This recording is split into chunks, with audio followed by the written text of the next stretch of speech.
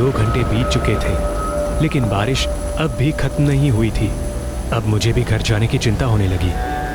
और अब एक ऐसा भी समय आया जब सूरज लगभग ढल चुका था। मेरे अंदर अब घबराहट और डर दोनों एक साथ दस्तक देने लगे। जब मैंने बारिश को लाल होते हुए देखा, मैं इस सोच में पड़ गया कि आखिर ये बारिश अब लाल क्यों हो रही है।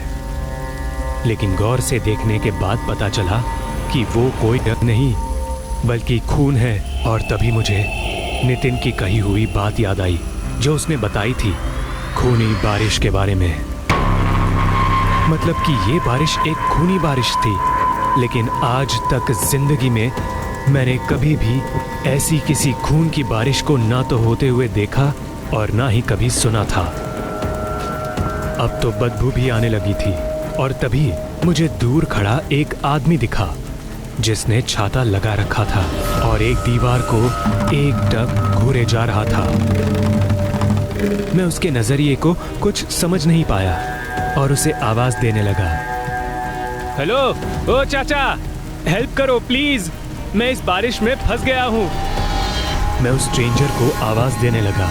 मुझसे काफी दूरी पर खड़ा होने के बावजूद उसने मेरी आवाज साफ सुनी। उसके चलने का तरीका बिल्कुल भी इंसान जैसा नहीं लग रहा था। उसके चलने का तरीका कुछ यूं था जैसे कोई भेड़िया खड़ा होकर सीधा बढ़ता हो अपने शिकार की तरफ। वो स्ट्रेंजर मेरे एकदम करीब आ चुका था, लेकिन फर्क इतना था कि वो उस भीगते बारिश में छाता लिए खड़ा था और मैं उससे थोड़ी दूरी पर एक मकान की छत के नीचे बारिश से छुपा हुआ था।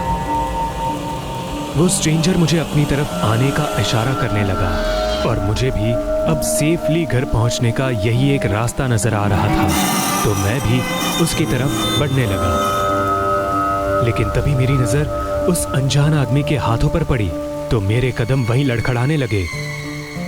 मैंने देखा उस आदमी ने अपने हाथ में खून से लथपथ चाकू पकड़ा हुआ था जो दिखने में बहुत भयानक लग रहा था। उस चाकू को देखकर ऐसा लग रहा था जैसे कुछ ही देर पहले उसी चाकू से किसी के जिस्म को फाड़ा हो। मैं तो बहुत ज्यादा डर गया और वापस पीछे हट गया। पर तभी मैंने देखा कि सामने खड़े उस शख्स का चेहरा बदलने लगा और उसका चेहरा किसी भेड़िए की तरह होने लगा। नुकीले दांत और पंजे खतरनाक। हिम्मत करके मैं वहीं खड़ा रहा और तभी एक बिजली कड़की और वो भेड़िया मानव वहां से गायब हो गया।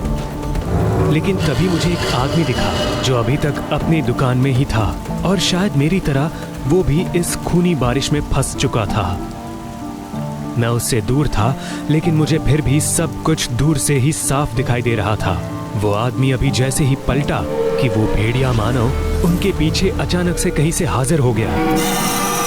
ये वही था जो कुछ समय पहले मुझे गुमराह करने की साजिश में था।